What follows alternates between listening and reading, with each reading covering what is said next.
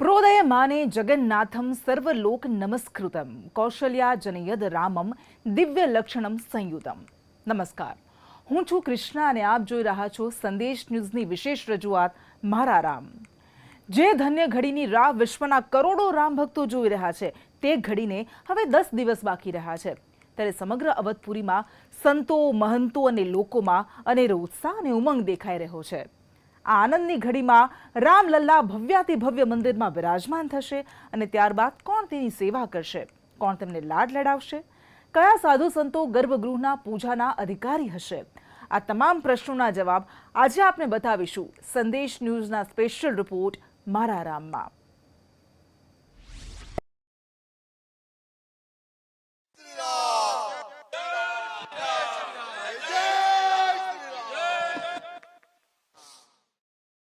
જાન્યુઆરીને સોમવારનો એ દિવસ ભારત સહિત વિશ્વભરમાં વસતા કરોડો સનાતનીઓ માટે એક ગૌરવપૂર્ણ અને ઐતિહાસિક દિવસ છે, જ્યારે અયોધ્યામાં નિર્માણ પામી રહેલા ભવ્યાતિ ભવ્ય રામ મંદિરમાં કરોડો સનાતનીઓની આસ્થાના કેન્દ્રબિંદુ સમાન રામલલ્લા ગર્ભગૃહમાં બિરાજમાન થશે। કાશીના વિદ્વાન પંડિતો દ્વારા કઢાયેલા 88 સેકન્ડના એ સૂક્ષ્મ મુહૂર્તમાં રામલલ્લા પર અભિષેક થતાં જ વિશ્વભરમાં જય શ્રી રામનો શંખનાદ થશે। 70 એકરમાં પથરાયેલું અને વાસ્તુશાસ્ત્ર મુજબ નાગર શૈલીમાં તૈયાર થઈ રહેલું ભવ્ય રામ મંદિર સનાતન ધર્મનું મૂળ આસ્થાનું કેન્દ્ર બની રહેશે, પરંતુ લોકમાનસમાં સૌથી મોટો પ્રશ્ન એ છે કે આ રામ મંદિરની પૂજા અર્ચના અને રામલલ્લાની સેવા કોણ કરશે? આ પ્રશ્નોનો જવાબ આપતા રામ જન્મભૂમિ તીર્થ ક્ષેત્રના મહાસચિવ ચંપતરાયે જણાવ્યું કે રામાનંદી સંપ્રદાયના સાધુ અને મહાત્મા રામલલ્લાની સાક્ષાત સેવા પૂજા કરશે। લગભગ 15મી સદીમાં થયેલા ઉત્તર ભારતના મહાન સંત જગતગુરુ રામાનંદાચાર્યએ રામાનંદી સંપ્રદાયની સ્થાપના કરી હતી। સદીઓ પહેલા સનાતન ધર્મની વૈષ્ણવ પરંપરામાં રામાનંદી સંપ્રદાયનો સમાવેશ છે। રામાનંદી સંપ્રદાયના લોકો પોતાને પ્રભુ શ્રી રામના પુત્ર લવકુશના વંશજો માને છે। રામાનંદી સંપ્રદાયના સંતો મહદ અંશે ભગવાન શ્રી રામ, હનુમાનજી, સીતામૈયા અને વિષ્ણુ અવતારની પૂજા કરે છે। રામાનંદી સંપ્રદાયની સ્થાપના એવા સમયમાં થઈ હતી જ્યારે ભારતમાં છૂત અને અછૂતને લઈ સમાજમાં ખૂબ મોટો ભેદભાવ ઊભો થયો હતો। ત્યારે મધ્યકાલીન યુગ પુરુષોમાં જગતગુરુ રામાનંદાચાર્યએ આ સંપ્રદાયની સ્થાપના કરી, જેમાં તમામ વર્ણ, જાતિ અને ધર્મના લોકોને ભગવાનની પૂજા અર્ચનનો લાભ આપ્યો। રામાનંદી સંપ્રદાયમાં આજે 36થી વધુ શાખા છે। શૈવ અને વૈષ્ણવ વચ્ચેના વિગ્રહ વખતે જ વૈષ્ણવ સંપ્રદાયમાં વિવિધ 52 ફાંટા પડ્યા હતા, જેમાંથી હાલમાં 36થી વધુ વિવિધ પરંપરા જીવંત છે। ભારતીય સાધુ સંતોના મુખ્ય 13 અખાડામાં પણ વૈષ્ણવ રામાનંદી સંપ્રદાયના 2 અખાડા સમાવિષ્ટ છે। દિગંબર અખાડા અને નિર્વાળી અખાડા રામાનંદી સંપ્રદાયના અખાડા છે। 15મી સદીમાં શરૂ થયેલ રામાનંદી સંપ્રદાયના સાધુ સંતોએ 20મી સદી આવતા પોતાને લવ અને કુશના વંશજ ગણાવ્યા। આ સંપ્રદાય મૂળતઃ ગુરુ શિષ્ય પરંપરાથી ચાલે છે, જેમાં મૂળ પ્રવર્તક તરીકે સીતામૈયા હતા, જેના પ્રથમ શિષ્ય હનુમાનજી બન્યા હતા। રામાનંદી સંપ્રદાયના મુખ્ય મઠ ઉત્તર અને મધ્ય ભારતની સાથે હાલના નેપાળમાં પણ આવેલા છે। કાશીમાં પંચગંગા ઘાટ પર સ્થિત રામાનંદી મઠ આ સંપ્રદાયનો સૌથી પ્રાચીન મઠ મનાય છે, જ્યારે કે જયપુરમાં આવેલો મઠ એ રામાનંદી સંપ્રદાયનો મુખ્ય મઠ ગણાય છે। કબીર અને સંત રવિદાસ પણ રામાનંદી સંપ્રદાયના શ્રેષ્ઠ સંતો ગણાય છે।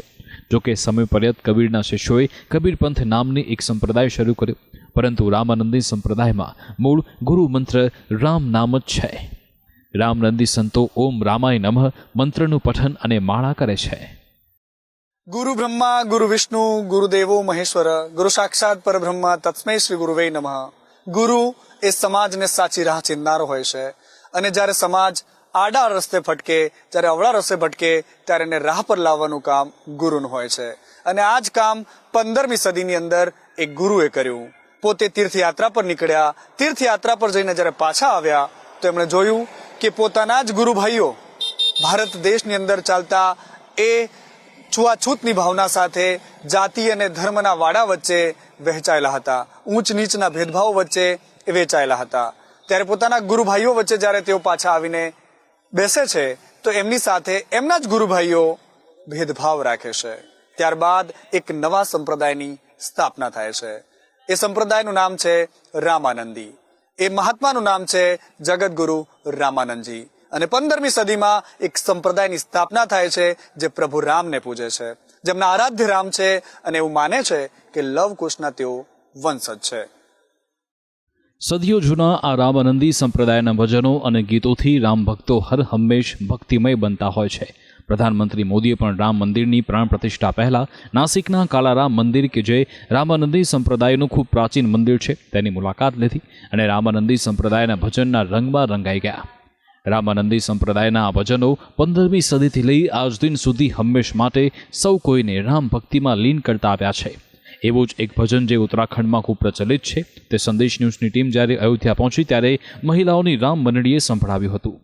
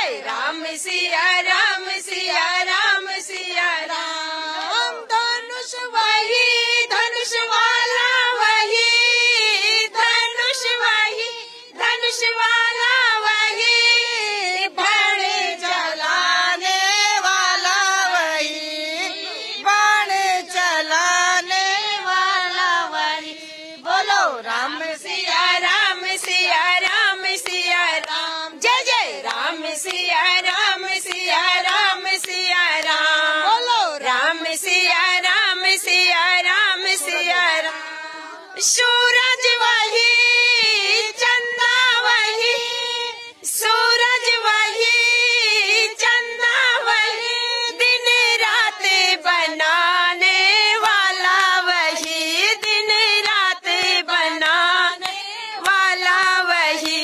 बोलो राम सिया राम सिया राम सिया राम, जय जय राम सिया राम सिया राम सिया राम का जो भव्य मंदिर बन रहा है. जय श्री राम.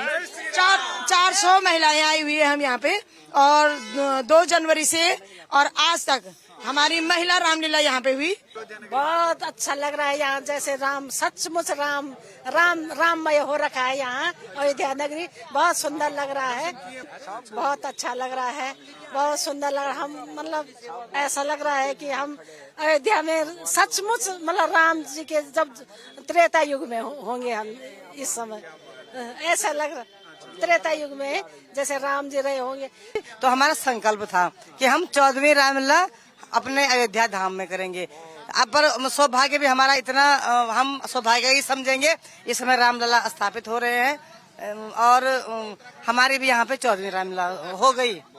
हाँ ठीक, हम सच में बहुत ही भाग्य है हमारा. राम सिया राम, बोलो राम सिया राम सिया राम सिया राम, जय जय राम सिया राम सिया राम सिया राम. રામ ભક્તિમાં લીન કરતા આ ભજને સમગ્ર અવધપુરીને રામમય બનાવી છે. પ્રાણ પ્રતિષ્ઠા મહોત્સવની એ શુભ ઘડી આવે તે પહેલા રામનંદી પરંપરાના પ્રવર્તમાન સંત જગતગુરુ રામભદ્રાચાર્ય દ્વારા અયોધ્યા નગરીમાં 1008 કુંડી મહાયજ્ઞનું આયોજન કરાયું છે, જેમાં દેશ અને વિદેશથી આવેલા રામ ભક્તો 1.25 કરોડ આહુતિ આપશે.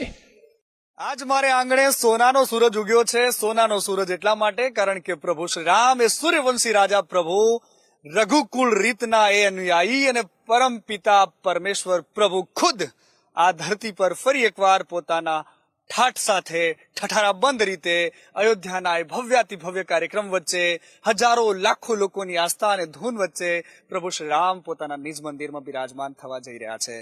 અને આ જ કાર્યક્રમને લઈને અયોધ્યામાં એક સાથે 1008 જેટલા યજ્ઞનું આયોજન કરવામાં આવ્યું છે. અહીંયા યજમાન હશે, ગુરુજનો હશે અને તમામની વચ્ચે 1008 જેટલા યજ્ઞ કુંડી તૈયાર કરવામાં આવી રહી છે. આખરી ઓપ અપાઈ રહ્યો છે. મોટા મોટા વિદ્વાનો અહીંયા હશે અને યજમાનો હશે, જેમાં ગુજરાતીઓ પણ આ યજ્ઞમાં ભાગીદાર થવા માટે અહીંયા આવ્યા છે. ભગવાન કૃષ્ણે ગીતામાં એક વાત બહુ કહી હતી. એમણે કહ્યું હતું 9મા અધ્યાયમાં કે હું યજ્ઞમાં છું, એ આહુતિમાં છું જે યજ્ઞમાં ધરવામાં આવે છે.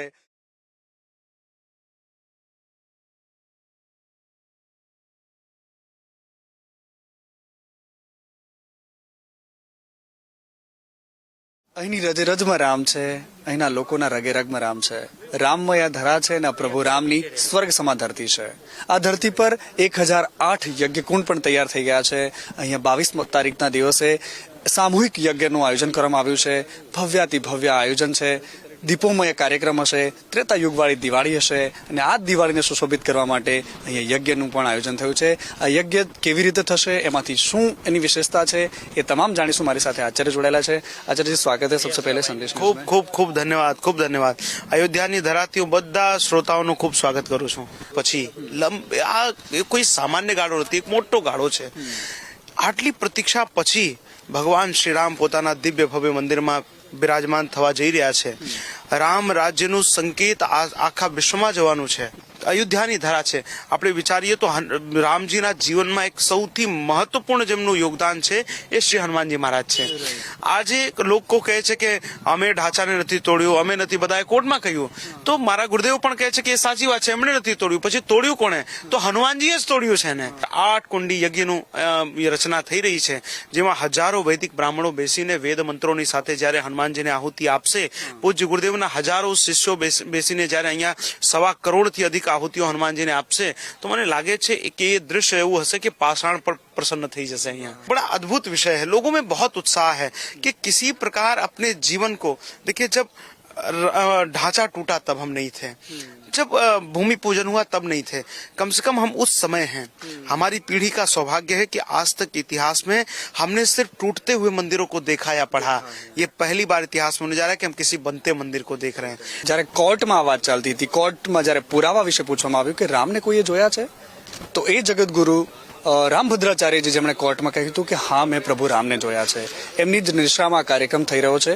અને આ કાર્યક્રમ એટલા માટે પણ વિશેષ છે, જ્યારે એવું કહેવામાં આવ્યું હતું, આપણા આદિપુરુષો કહેતા હતા કે ગુરુ ગોવિંદ દોનો ખડે કહી કિસકો લાગુ પાય, બલિહારી ગુરુ આપકી ગોવિંદિયો બતાય. આ ગોવિંદનો દીવડો બતાવવા માટે 1008 યજ્ઞકુંડ તૈયાર છે.